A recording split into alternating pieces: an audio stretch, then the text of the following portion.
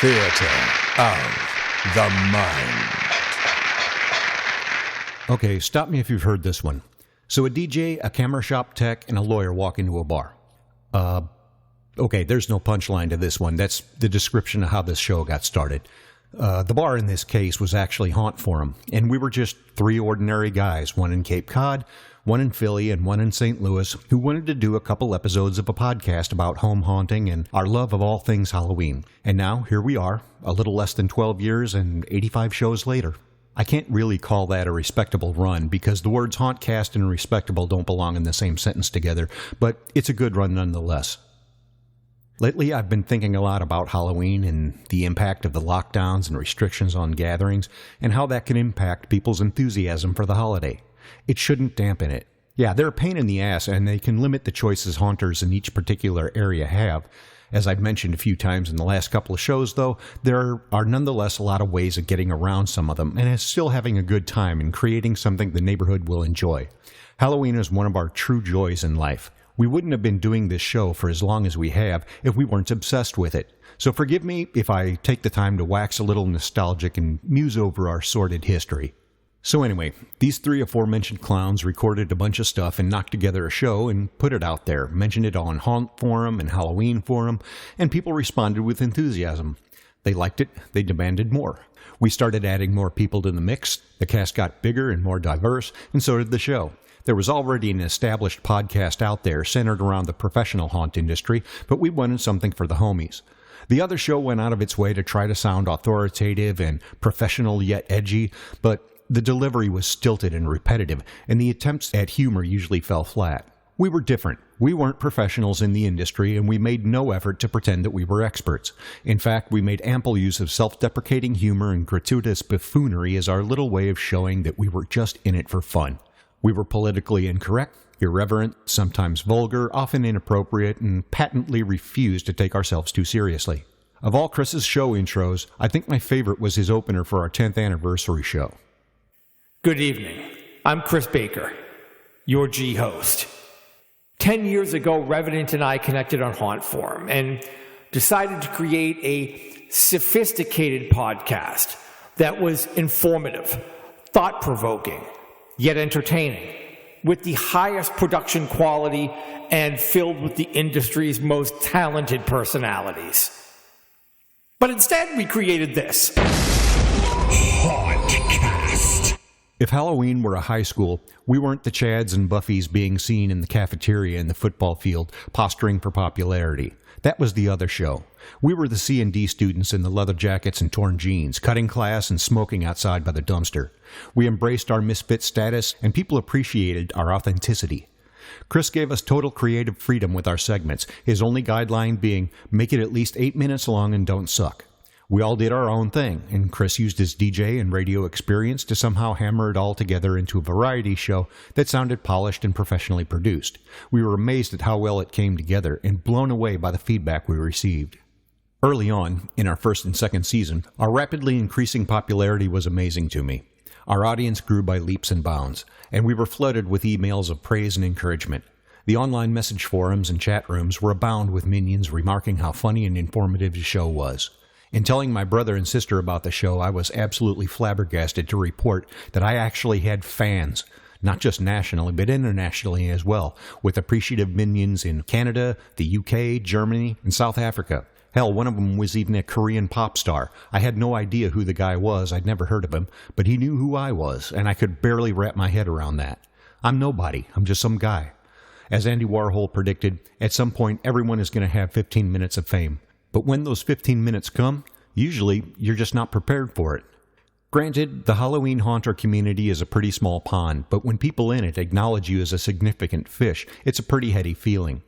Not having a haunt of my own, just being an actor and assistant builder on other haunts, I knew I couldn't really do a how-to coming from any place of authority, so I wanted to delve into haunt atmosphere and the psychology of scare-making.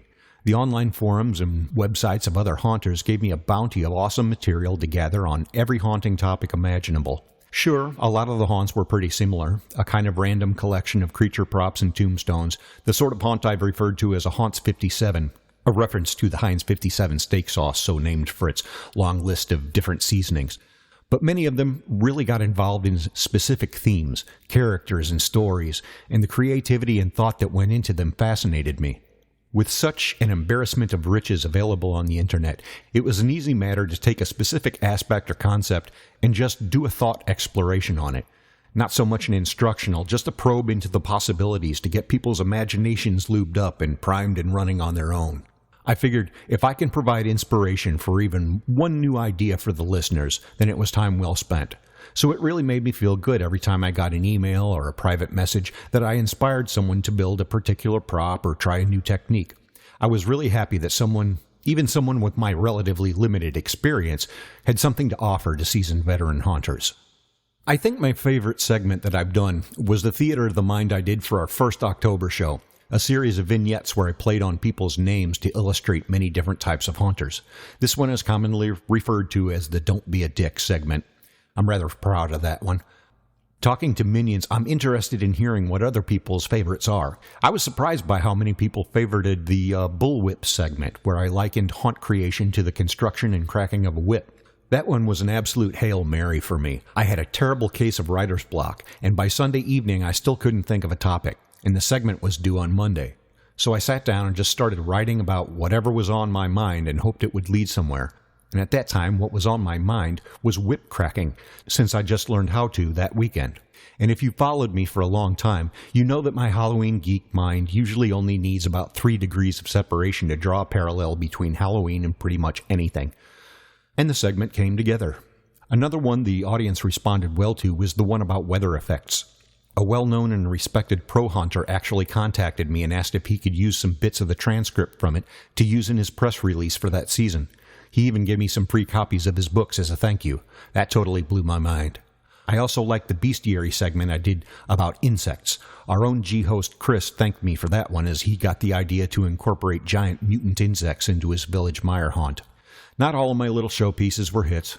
A few of them I really wish I could have done over. But as I said before, if anything I've talked about has inspired you, the listener, to think about even one new idea or approach to an idea that you had, I feel like I've done my job, and I hopefully entertained you as well. The list of guests that Chris got for his interviews is amazing.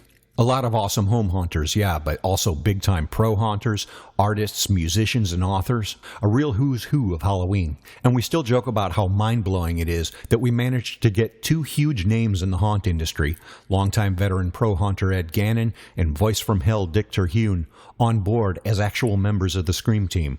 You'd think that people with their bona fides wouldn't want to be seen in public with the likes of us, but they contributed loads of solid gold content to our show, and they remain good friends with us to this day. I totally look forward to seeing them every year at Transworld and hanging out at the hotel bar with them. This long, demented enterprise of foolishness has all been in the name of one indisputable fact. Halloween isn't a holiday for us, it's a lifestyle. I can't think of any other holiday that so consumes its enthusiasts. I know there are plenty of people who get really, really into Christmas and put a lot of work into their displays, fleshing them out with all sorts of decorations, projections, animatronics, static props, and gazillions of lights, but I don't know anyone who surrounds themselves with Christmas imagery all year round like haunters do, unless, of course, you count the Christmas vendors and, well, people who watch the Hallmark Channel. Haunters build props, look up creepy stuff online, involve themselves in haunter groups, and plan and talk about it all year long. And I dare say most of us have at least one skull, skelly, or small jack-o'-lantern somewhere in the house year-round. For a lot of us, it's not something we do, it's a part of who we are. Any way that we can share that with other like-minded weirdos keeps us in the spirit any time of the year. So, this year, when the big night finally falls on a Saturday and we can get the best crowds and the longest show times, the coof reaches our shores and our elected officials show their true colors. Even in many areas relatively lightly affected by the virus, Halloween is essentially canceled. Trick-or-treating is banned, as are haunts or other gatherings, even as social distancing guidelines and mask rules are followed. It's a pain in the ass, but it should absolutely not snuff out our Halloween spirit. Screw Garcetti and de Blasio and Whitmer and every other petty tyrant out there seeking to flex their flabby, impotent political muscles and wave their tiny little peckers in everyone's face by imprisoning the citizens, telling them what they can and can't do under force of law, and trying to stamp out every last vestige of freedom, fun, and joy in life. To hell with them. We're bigger than them. We're stronger, and they can't crush us no matter how hard they squeeze. If you're not allowed to have trick-or-treaters or haunt-goers at your house, get those damn displays built and show your true Halloween colors. Get out the big speakers and let the thunderstorms, pipe organs, and howling wolves sing out the message that these spirits never die. Tell the world loud and clear, we are haunters, hear us roar, and moan, and shriek, and laugh maniacally. Let the world around you know that we all still know how to have fun and enjoy our holidays. People are still allowed to go out for walks. Give them a reason to. They probably need the exercise anyway. Take necessary precautions, but don't live in fear, unless it's the kind you create. If you've been haunting for a while, the people around your neighborhood have come to expect a show. Don't let them down now. They need celebration now more than ever, so give them hell. They'll appreciate it. Halloween is here to stay. The Creepshow must go on. From the Theater of the Mind, I'm Revenant, and you're listening to Hauntcast. Keep that ghost light burning, keep the spirits alive, and happy Halloween. I'm going now. Heaven help you.